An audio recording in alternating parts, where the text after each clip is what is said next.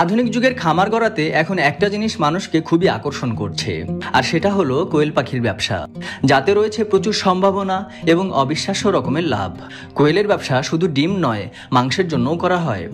চলুন দেখি একটা সাকসেসফুল কোয়েলের খামার দেখতে কেমন। এই ছোট্ট পাখিটিকে বড় করা এবং প্রসেস করা সম্পর্কে আজকে আমরা জানব। প্রথমে বলে রাখা ভালো, কোয়েল পালনের জন্য প্রায় সব ধরনের আবহাওয়াই উপযুক্ত। এই পাখিগুলো মাত্র 200 গ্রাম পর্যন্ত হয়ে থাকে ওজনে, কিন্তু প্রতি বছরে প্রায় লক্ষ লক্ষ ডিম দিয়ে থাকে, যেটি কিনা পক্ষীকুলের যে কোনো পাখি থেকেই অনেক বেশি। পৃথিবীতে চায়না হচ্ছে সবচেয়ে বেশি কোয়েল উৎপাদনকারী দেশ। প্রতি বছর চায়নাতে 1.4 বিলিয়ন কোয়েল মাংসের জন্য এবং ডিমের জন্য উৎপাদন করা হয়, যেখানে পৃথিবীর 80% কোয়েলই আসে চায়না থেকে। চায়না একাই 84 বিলিয়ন ডিম উৎপাদন করে থাকে, যেটা কিনা গ্লোবাল প্রোডাকশনের 38%। চায়না তাদের লোকাল চাহিদা পূরণ করার পাশাপাশি এগুলোকে এক্সপোর্টও করে থাকে। বেশি পরিমাণে কোয়েল উৎপাদন করার জন্য খামারিদের কোয়েলের ডিম সিলেকশন করতে হয় ভালো ডিম ফুটিয়ে বাচ্চা ফুটানোর জন্য। তারপর তাদের ডিম ফুটানোর চেম্বারে রাখা হয়। ডিম ফুটে বাচ্চা বের হলে খামারিগুলো সবচেয়ে হেলদি এবং শক্তিশালী বাচ্চাগুলোকে রেখে দেয়। তাই ভালো মানের কোয়েল পাওয়ার জন্য ইনকিউবেশন প্রসেসটা ভালো হতে হয়। ভালো মানের ডিম ফুটানোর রেট পাওয়ার জন্য ডিম ফুটানোর চেম্বারে আর্দ্রতা এবং টেম্পারেচারের ভূমিকা গুরুত্বপূর্ণ। তাই ভালো মানের বাচ্চা পাওয়ার জন্য প্রথমে ভালো মানের ইনকিউবেটর মেশিন লাগবে। বাজারে এখন অনেক ধরনের অটোমেটিক ইনকিউবেটর মেশিন পাওয়া যায়, যেগুলো ডিম ফুটানোর জন্য আর্দ্রতা এবং তাপমাত্রা অটোমেটিকভাবে কন্ট্রোল করে। মোটামুটি 37.5 ডিগ্রি সেলসিয়াস তাপমাত্রা রাখা হয় এবং আর্দ্রতা 65% রাখা হয়। কিন্তু তারপরও খামারিদের মাঝে মাঝে ডিমগুলোকে চেক করে দেখতে হয় যেন ক্ষতিকর কোনো কিছু না ঘটে।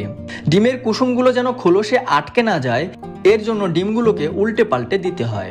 খামারিরা এরপর ডিমগুলোকে চেক করে দেখে, কোনো অপরিপক্ক ডিম থাকলে সেগুলোকে বাদ দিয়ে দেওয়া হয়। কোয়েলের ডিম থেকে বাচ্চা ফুটাতে 17 থেকে 18 দিন সময় লাগে। সবকিছু ঠিকঠাক থাকলে বাচ্চাগুলোকে খোলস থেকে ছাড়িয়ে নেওয়া হয় এবং পরবর্তী প্রসেসে আগানো হয়। এই সময় স্ত্রী এবং পুরুষ কোয়েলগুলোকে আলাদা করা হয়, যেখানে পুরুষ এবং স্ত্রী কোয়েলের একটা ভালো রেশিও লাগে কোয়েল উৎপাদনের জন্য। 10টি স্ত্রী কোয়েলের জন্য একটি পুরুষ কোয়েল রাখা হয় একটি খাঁচাতে। ছোট কোয়েলগুলোর ইমিউনিটি সিস্টেম অনেক দুর্বল থাকে, তাই এগুলোকে প্রথমে আলাদা চেম্বারে রাখা হয়। এরপর অনেকদিন পার হলে তাদেরকে এখান থেকে বড় খাঁচায় নেওয়া হয়। এতে করে সংক্রামক রোগব্যাধি ছড়ানো কমে যায়। কোয়েলগুলো যেহেতু ন্যাচারাল আবহাওয়া থেকে দূরে ছিল, তাই তাদের উপযুক্ত আবহাওয়া তৈরি করা খুবই জরুরি। আর কোয়েল আবহাওয়ার প্রতি খুবই সেন্সিটিভ প্রাণী। কোয়েল খামারিরা এখানে এসে একটা ভুল করে এবং প্রচুর পরিমাণে লসের সম্মুখীন হয়। কোয়েলের খামারে এলইডি লাইট ব্যবহার করা হয় তাপমাত্রা নিয়ন্ত্রণের জন্য এবং পর্যাপ্ত আলো পাওয়ার জন্য। আর ভেন্টিলেশনের জন্য পর্যাপ্ত খোলা জায়গা রাখতে হয়, যাতে করে বাতাস ভালোভাবে পাস হয় এবং উপযুক্ত আর্দ্রতা বজায় থাকে। এটার মাধ্যমে কোয়েলের ফুসফুসের রোগ এবং হাই প্রেসারে মারা যাওয়ার সম্ভাবনা কমে যায়।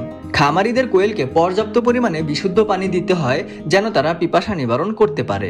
আর এগুলো করা খুবই জরুরি, কারণ যেহেতু কোয়েলের একটি খাঁচাতে অনেকগুলো কোয়েল থাকে, তাই একটি সংক্রমিত হলে খাঁচার প্রায় সবগুলো কোয়েলই সংক্রমিত হয়। আর তাই সুস্থতার জন্য ডিসেন্টিক মেডিসিন স্প্রে করা উচিত। কোয়েল চাষ করার জন্য সংক্রামক রোগ নিরাময় করাই সবচেয়ে বড় চ্যালেঞ্জের বিষয়। অসুস্থ কোয়েলগুলোকে রেগুলার চেক করে আলাদা করা উচিত। অসুস্থ কোয়েলকে তাদের আচরণ এবং খাবারের প্রতি অনীহা দেখলে চিহ্নিত করা যায়। স্ত্রী কোয়েলগুলো 6 থেকে 7 সপ্তাহ বয়স থেকে ডিম দেওয়া শুরু করে। একটি স্ত্রী কোয়েল প্রথম বছরে 300টি পর্যন্ত ডিম দিয়ে থাকে, আর দ্বিতীয় বছরে এটি কমে 150 থেকে 160টি পর্যন্ত হয়। তারপর আস্তে আস্তে গিয়ে ডিম দেওয়া বন্ধ করে দেয়। কোয়েলের ডিমগুলোকে সংগ্রহ করার জন্য খাঁচা ভর্তি করা হয় এবং নষ্ট ডিমগুলোকে আলাদা করা হয়। ডিমগুলোকে ধৌত করার জন্য স্পেশাল মেশিনও ব্যবহার করা যেতে পারে, যেখানে ইউভি লাইট ব্যবহার করে জীবাণু মেরে ফেলা হয়, অথবা হালকা গরম পানিতে কিছু পরিমাণে ডিজেন্টিক ব্যবহার করে ধৌত করা যেতে পারে, যেন ময়লা এবং ব্যাকটেরিয়া আলাদা করা যায়। চায়নাতে 2 ভাবে ডিম সংগ্রহ করা হয়, সিদ্ধ অবস্থায় এবং কাঁচা অবস্থায়। ডিমগুলোকে সিদ্ধভাবে সংগ্রহ করার জন্য এরকম মেশিন ব্যবহার করা হয়ে থাকে, যেখানে মেশিনে পর্যাপ্ত তাপ দিয়ে ডিমগুলোকে সিদ্ধ করা হয় এবং ডিমগুলোকে ঘুরিয়ে কুসুম সেন্টারে নেওয়া হয়। এরপর ডিম সেলার মেশিনে খোসা ছাড়িয়ে তাদেরকে প্যাকেটজাত করতে হয়। এরপর তাদেরকে মার্কেটে সেল করা হয়। দ্বিতীয় ধাপে কোয়েলের মাংসগুলোকে প্রসেস করা হয়। এখানে সেই কোয়েলগুলোকে ব্যবহার করা হয় যেগুলোর আর ডিম দেওয়ার ক্ষমতা থাকে না। কোয়েলের মাংস খুবই সুস্বাদু খাবার এবং এতে প্রচুর পরিমাণে নিউট্রিয়েন্টস রয়েছে।